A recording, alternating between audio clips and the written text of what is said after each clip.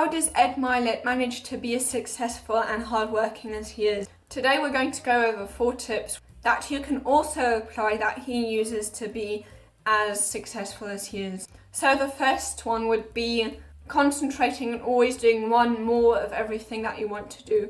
This is how his dad, for example, his dad used to be an alcoholic. His dad managed to become sober not by saying, for the rest of my life, I'm never going to drink alcohol again. That would have felt way too overwhelming for his dad. His dad always said, I will quit today. And he kept on saying that every single day.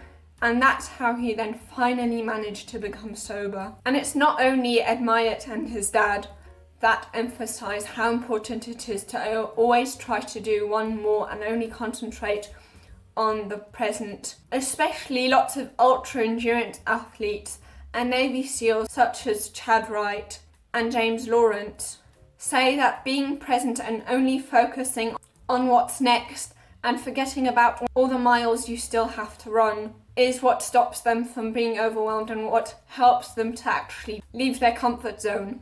And also for habits, it's very important for habits to take it step by step. If you want to make it stick, go brick by brick.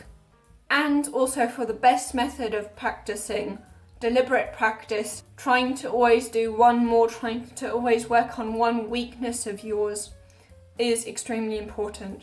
But I think the most important reason why just doing one more is so powerful is that we only have control over the present moment. We are not in control of our future. We can only indirectly influence our future by what we are doing right now in the present. And then the second thing that Ed Mylett often emphasizes that you need to do to become successful is that you want to make sure that you have an identity, that you have a self-image that is in alignment with your goals. He explains that your identity is basically like a thermostat. With a thermostat, when the temperature is too high, it will regulate the temperature down, and if the temperature is too low, it will regulate it up again. And that's exactly what our identity does. When we do way more than we think we are capable of, then it won't take long for us to go back to what the behaviour that we're used to. And it also works the other way around. If you do something that you find is morally bad and isn't in alignment with who you think you are, you will quickly make sure that you behave better. In psychology, this is called the boomerang effect.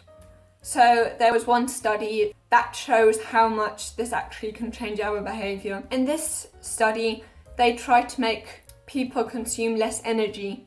And they wanted to do that by informing them how much energy the average person consumes. The reason why they wanted to do that is because we usually tend to behave in the way that the people that we're surrounded by do. And it did actually work. Those who consumed way more energy than the average person actually consumed less. However, what they didn't necessarily expect is that it also had the effect that those who consumed less than the average person before started consuming more energy. And also James Clear, an expert on habits, emphasizes that if you want real behavior change, it's not enough to only change your habits, you also need to change your identity.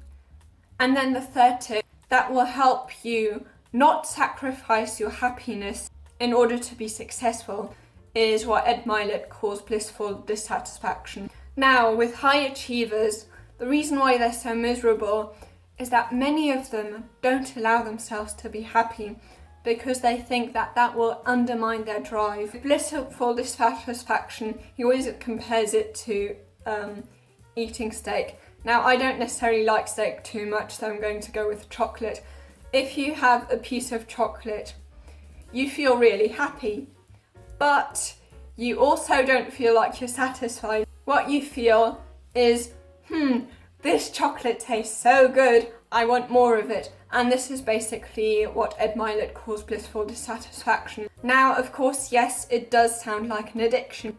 However, an addiction is bad because it usually leads to people doing something they derive a lot of pleasure from that actually is bad in the long term. However, if you're addicted to progress, if you're addicted to things getting better, as soon as you notice that they're negative consequences, then you wouldn't be addicted to getting better anymore if you went on, because then you would not be making progress anymore. And the fourth one is what personally makes him very motivated. Now, I don't necessarily think that God definitely exists or so. This is just what he believes, and whatever you believe, that's up to you. What makes him very motivated is that he always imagines him at the end of his life, God like kind of showing him the person he was supposed to become, the person he would be at his full potential. And Ed Mylett always says that if he is exactly the same as that person, if he's an identical twin with that person he wants to be at the end, that is what would be heaven to him. And not being like this twin, that is his full potential, would be hell for him. And what's also interesting is that Ed Mylett isn't the only one who kind of has this mindset.